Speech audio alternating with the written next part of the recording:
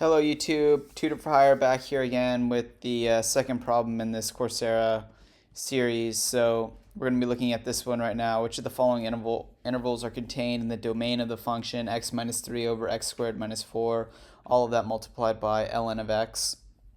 Select all that apply. As discussed before, we're not looking at whether or not these are points that can be plotted on this function's graph. We're seeing whether or not as intervals, so say contained in the domain. So these are like a space within the horizontal or x-axis. So for instance, it does x. This is space between x equals 0 and x equal 2. Is that a valid?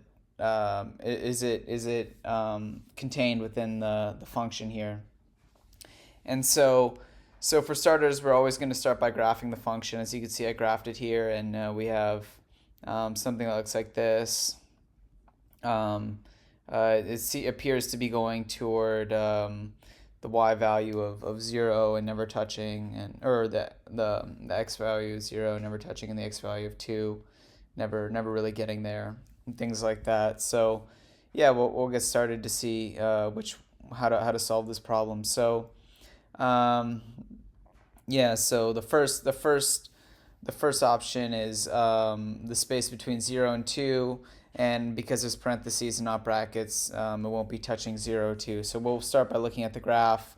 Does the space between 0 and 2, is it within the domain of the function? Absolutely. Absolutely.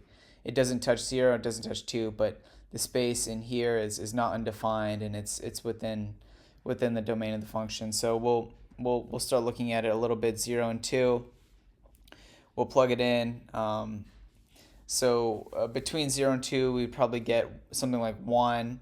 So you'd plug in 1, and you get 1 minus 3, which is negative 2, over 1 minus 4, which is negative 3. So negative 2 over 3, which would be 2/3, multiplied by negative 1, which is a valid value. Therefore, we could sort of deduce from the graph and this point that this is correct. So this will be the first correct answer. And we're going to look at negative infinity to negative 2. First, we'll look at the graph. Obviously, negative infinity to negative 2, there's nothing on here, so most likely not.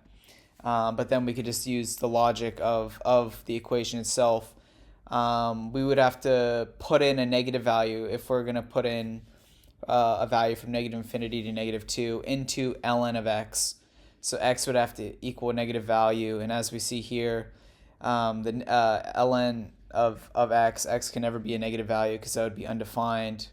So due to the graph and the algebra, we could see that this is not a valid situation. The same here, because between negative 2 and 0, you could only use a negative number, and yeah, so it would be undefined there. Now, for 2 to infinity, obviously it's not going to be touching 2 because 2 would make this function undefined. If you plugged in 2 here, that would make the denominator 0. That would be undefined. But since it's not touching 2 because of the parentheses, it'll be 3. So let's say 3. It'll be higher than 2. So we could put 3 in here. 3 squared minus 4 would be 9 minus 4, and then 3 over 0, and then blah blah blah. All the way to infinity.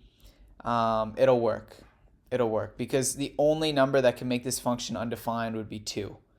The only number that can make this function here, excluding the ln of x, the only function that can make the first part of this function, the one with the denominator, the only thing that can make it undefined would be 2 for x.